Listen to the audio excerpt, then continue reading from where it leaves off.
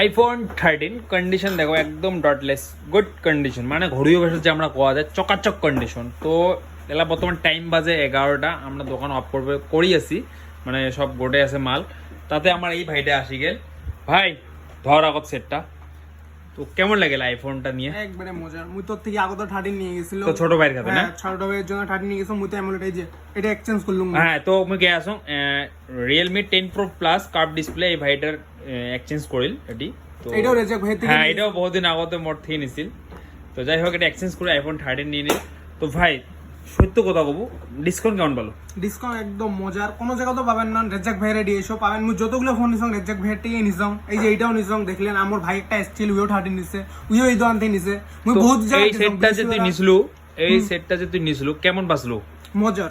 এই ভাইয়ের এই সেটটা অলরেডি মোর দোকানের এটা আছে 12/5 নিছিল, হ্যাঁ 16,300 টাকা দিয়ে।